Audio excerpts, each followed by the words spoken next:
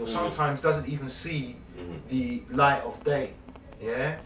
London on a whole at this present time is on the cusp of some very exciting times, bearing in mind that the whole world will be coming to London in 2012 for something called the Olympic Games. All right, but the thing about things like the Olympic Games, we're seeing the World Cup currently in South Africa, these major mega money making events, is that a lot of the locals, i.e. a lot of the people in the UK, in South Africa, etc., will not be benefiting from that event, because that event is very much corporate. It's often called at a community level, all right, the rich are the ones that are earning, and the poor, are basically, can you get out of the way please, because we don't want you messing up the surrounding. When it's people, do you know what I mean? Whether you've got money, having money doesn't make you better than somebody who doesn't have money. Do you see what I'm saying to you? And that's the unfortunate thing. The unfortunate thing, I mean, if people were to do their research, don't believe a word of what we're telling you, if you was to check things out like previous Olympic Games and previous World Cups, what was their legacies? What did they actually leave that country? Because to put on these major events, the taxpayers of that country have to pay for these events.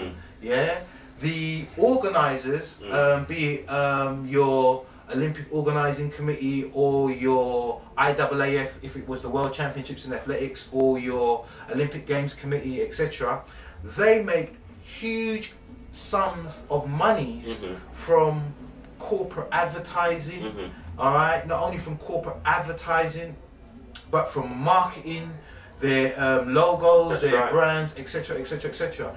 And we're often told, especially by politicians, that from the monies being earned at the top end, it will now start to filter down through to the bottom end. But we don't actually find this happening. And it was very interesting ourselves to go to Atlanta, where they held the 1996 Olympics. And when you actually take a look in Atlanta at where they built this huge Olympic park and this huge Olympic stadium, it doesn't get used.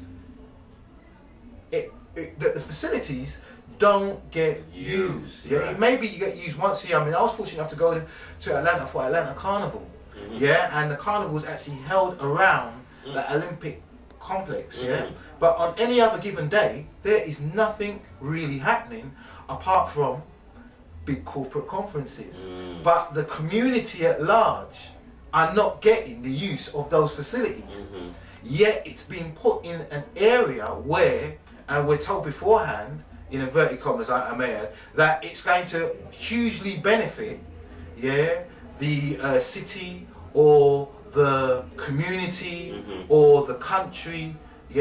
So once again, when we're taking a look at these mega events, I mean, which, yes, sport can galvanize and unify. I mean, being someone who's heavily involved in sport and seeing how the power of sport can uplift, especially our young, not only uplift our young, but people whose lives may not be going in the direction that they choose for it to go, or that they wanted for it to go. It can be such an upliftment and inspiration to get somebody moving once again, towards their goals. And it's just so unfortunate at this present time that the primary motivating factor is money.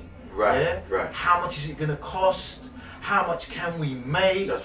Do you know? It doesn't seem to be people. It doesn't seem to be the impact, inspiration and effect it can actually have on people's lives in helping people's lives. Let me see if I can add something here, brother, because you give us some kind of clarity there. And what can we do, you reckon? Because now the Olympics coming, it's just around the corner now, right? What can we do as a community to benefit from the Olympics? Well, what we first got to ask is what we're going to get for our money, because we're told that the Olympics is going to benefit the whole of the United Kingdom. The whole of the United Kingdom is not paying for the Olympics. It's primarily falling on Londoners. Yet there are events that will be taking place in other areas other than London. the local businesses. I mean, we're in just like a local barbershop shop. Yeah, we like to think that. Yeah, we're in a great little market hall where it is like the hubbub of just individual people trying to create businesses, yeah, for themselves and their families. Yeah, they won't get anything. They won't benefit from this Olympics. Right. Yeah, in any way, form or shape. Yeah, you have a rich, diverse mix of different communities, races and cultures in London. Most of them will not benefit in any form, shape or way from the Olympics. Yeah, so we've got to ask, being as we're being asked to pay for it, yeah, and to subsidise it, what are we actually getting for our money? And I don't think that's being rude. No. I don't think that's upsetting the party. Yeah, some may see like we're trying to be controversial, but as you can see, we're laughing at it because any normal person common sense, if you part with your money, you want to know what you're getting for it, unless you are donating it towards a good cause. Yeah, you hear what we're saying to you? I hear you, my brother. I hear you. We did some work with a great magazine that tried to get off the ground, Engage magazine, where we looked quite in an in-depth manner at the Olympics. We looked at quite an in-depth manner at the Olympic contracts in trying to get and garner business for communities of colour, be it the Asian community, the Chinese community, the African community, the Caribbean community, etc., etc. The process in which you have to go through in order to garner these contracts, that in itself, that process in itself is quite challenging, is extremely challenging. And then now when you do get through this process, alright, you now have to get through that. Do you have the ability to cater for the volume of consumers, the volume of people that is involved within an event like an Olympic Games?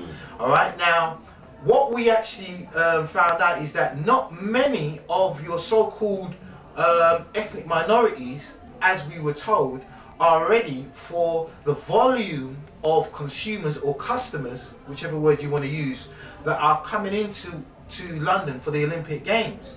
So we put the suggestion, what now if say Tony wanted to get the Olympic contract to be able to cut here, because let's face it, some of the athletes there, they're coming from the Caribbean, they're coming from Africa, or say you wanted to get the contract to do the cabs or to do the catering,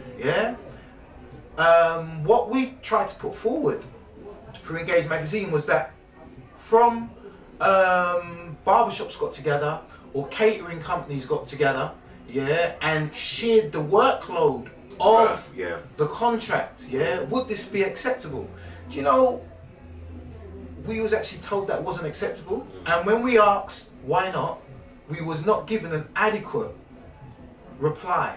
So then, in other words, if you as an ethnic minority or a small businessman, you want to get involved in some form or some capacity, you have some product or some service to offer, if you cannot at the point of the Olympic Games cater for millions of people, yet you're quite willing to share that contract, or to share that workload, and you now say get together 4 or 5 barbers who can now handle the workload, or 4 or 5 catering companies that handle the workload, you're being told by the Olympic Committee, no, you cannot do this, which is ludicrous. It comes to your point earlier on, that I mean, they just did to benefit their own cooperative side of stuff, you know? Well, you took the word, as we said, it's about finding your voice. What we do know is people will see for themselves, because in all walks of life,